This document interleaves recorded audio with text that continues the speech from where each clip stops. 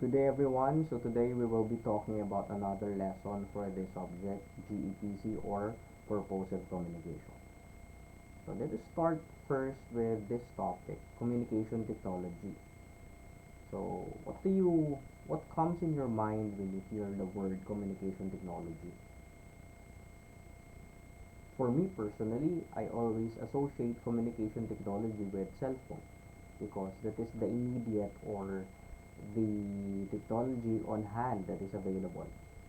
Okay, so when we use technical equipment such as our cell phone in communicating, it is called communication technology. So we have various examples of communication technology. So we have cell phone, laptop, the internet, radio, television. So all those are part of communication technology. Okay, now communication technology has a model or framework. Okay, so in this illustration, we can see that we have the source. Okay, of course, the source, that is where the message is coming from, and then we always have the transmitter. This is the means or the method when you're going to communicate. And then, for example, you're using your cell phone, there will be a transmission system. So, for example, the satellite signals of the networks like Globe or Smart. And then, we have the receiver and the destination. Okay, so this is just general block diagram. Okay, now for this the illustration below, so we have here specific types of tools that is being used. Okay, so for example, we have the workstation or our computer. So we use the modem because we're using the internet as the channel.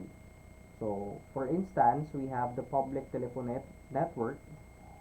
Okay, or the networks available. For example, in the Philippines we have Globe Smart, PLDT, and which will be transmitted again to the modem and the server.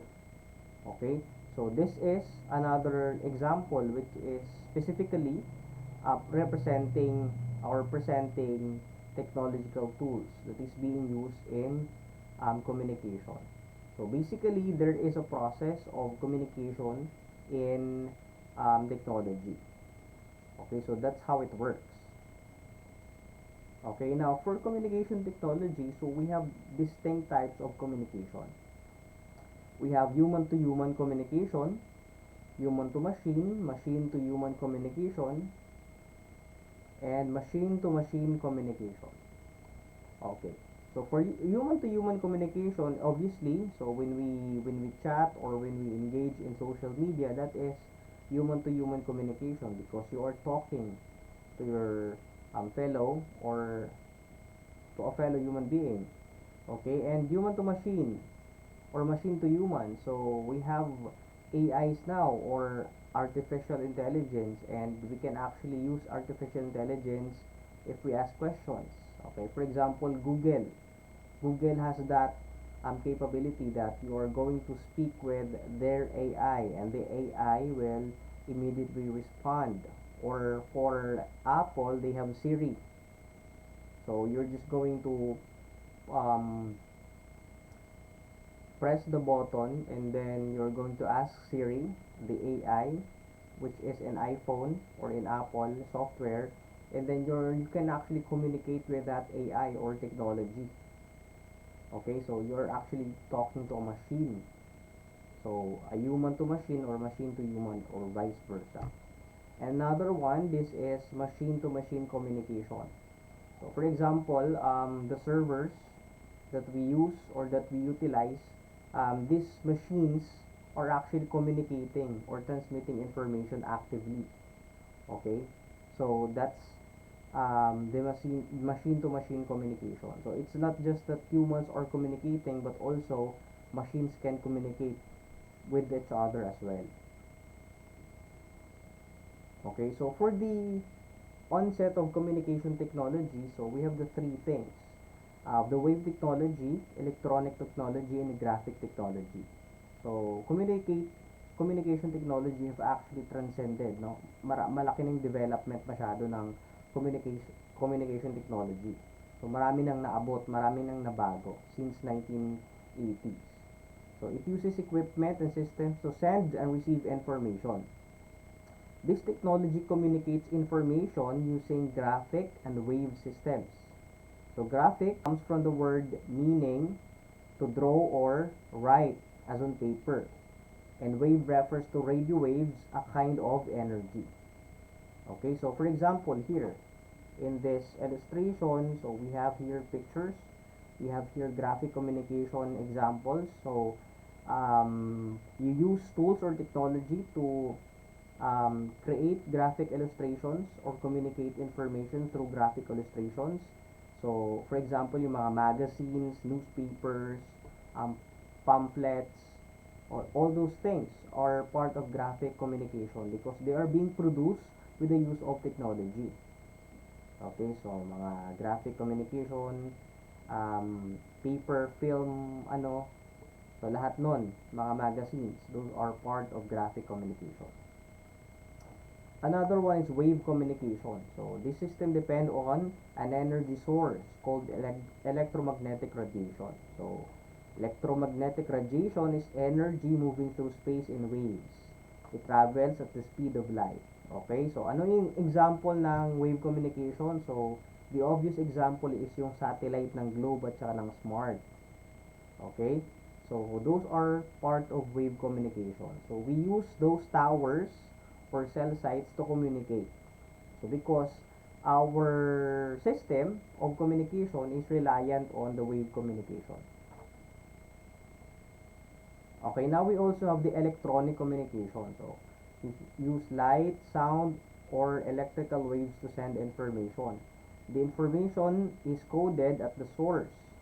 Yung source mismo yung nag-code or nagsulat or nag-create ng information. It is then transmitted to the receiver. So there the code must be changed back to the information. Okay, so to illustrate, we can have that in the internet.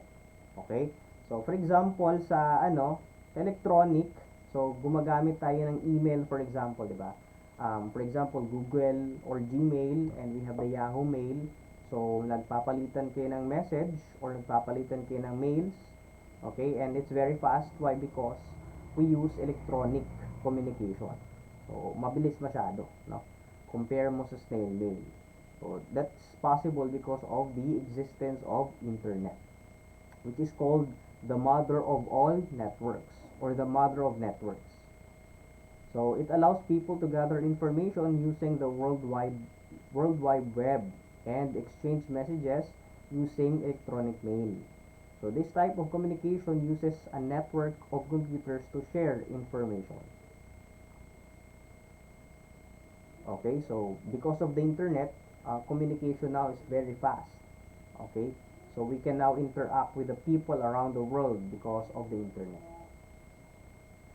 So examples of electronic mails, we have Yahoo Mail, Gmail, MSN, Hotmail. We also have social media platforms. And then another one is voicemail. So if email is being written, voicemail is being recorded through voice. Okay, so for example, diba, if you've noticed, if you're going to call a person and then that person is not active, and then somebody or the phone will tell you, or the system will tell you na he's not here, please leave a message. So that is a voicemail. Okay, so I think hindi yan siya popular sa Philippines. It's only popular in the United States. Okay, so communication is made possible because of these new technologies that have arrived in our generation. So we have the laptop, we have the smartphone, we have the tablet, and other gadgets that are available, making information flow or communication flow critical and easy. Okay, so also in the invention of applications sa mga Android, so we have the following video call and chat applications, no? Bridging people to communicate. So we have Line, IMO, Messenger, very popular in the Philippines. In fact, we are using it right now. We have the WeChat, the Telegram, the KakaoTalk, and I think you should try this following applications So, wag lang yung messenger lang lahat yung alam natin. You should try at least these other applications, so that you can be knowledgeable, because probably when you work, they will be using another platform, and mas maganda na meron tayong exposure or knowledge sa iba't ibang platform ng communication. Okay? We also have the GPS, or the Global Positioning System. So it consists of receivers connected to satellite systems. It determines, or it functions as determining the geographic location of the receiver, used for cars, advertising, hiking, tracking, etc. So the GPS, so if you notice, yung America or NASA, nagpalipad sila ng mga satellite, so in outer space, monitoring the entire world. So yung mga satellite na yon, they function as para silang locator, okay, because we have the global positioning system technology already. So for example, if you have that chip in your car, the GPS, kung nakarnap yung sasakyan mo, so because of the satellite in the outer space, it can be easily located because there is GPS, or global positioning system. So that's still part of the communication technology, because it will communicate the location, or the placement of that particular object or thing. Okay, so now, in our generation, we are very blessed because during pandemic, we have already these platforms wherein we can actually interact, no? So we have the social media sites, no? We have the Facebook, we have Instagram, we have Twitter, we have YouTube. Okay, so we also have TikTok, no? So marami tayong platform na pwedeng gamitin to communicate, to engage from people around the world. So because of these technologies, communication is easier and faster.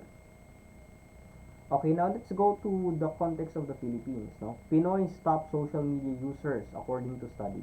This is very true, no? It's quite ironic because in the Philippines, napaka-slow ng internet connection natin, yet we are one of those people na talagang gumagamit ng social media or internet, no? So, Filipinos spend more time on social media sites than anyone else in the world, going online roughly 4 hours and 17 minutes a day. That's the average calculation according to a report, no? So, Filipinos spend most of their online time on sites such as Facebook. So, mahilig tayo mag-Facebook, mag-Twitter, at saka mag-Snapchat. Okay, but in our locality, I think mas popular yung Facebook. Okay, so for the Brazilians and Argentinians, they follow closely behind. And then the United States, where many of the social media players were founded, is among the bottom half. Okay, so yung mga taga-US, they're not really fond of using social media sites based on this information. Okay, so the Philippines, we are all aware of this, that the Philippines is, or has, one of the slowest internet in Southeast Asia. Okay, so this is very ironic because, di ba, Filipinos love to use the internet, pero isa tayo sa mga slowest, no? So Philippine social media usage was in stark contrast to our internet speed. Fixed broadband speed here is among the slowest in Asia Pacific, no? While mobile connections are among the fastest, according to the most recent Akamai report. There appeared to be a relationship between poor fixed broadband speed and time spent on social media. Okay, so yung average ng Philippines, Brazil, and Argentina sa fixed line broadband is 4.2 megabits per second, no? So medyo ano talaga siya, mabagal. Compare mo sa Korea na one of the fastest around the world. Okay? So according to the report, the Philippines internet and social media users grew by over 25%, up to 13 billion and 12 million over last year respectively. So mobile was also fast growing platform. So kaya maraming bumibili ngayon ng smartphones, 'di ba? Parami yung nagkakaroon ng smartphones, accounting for 38% of all web traffic in the country.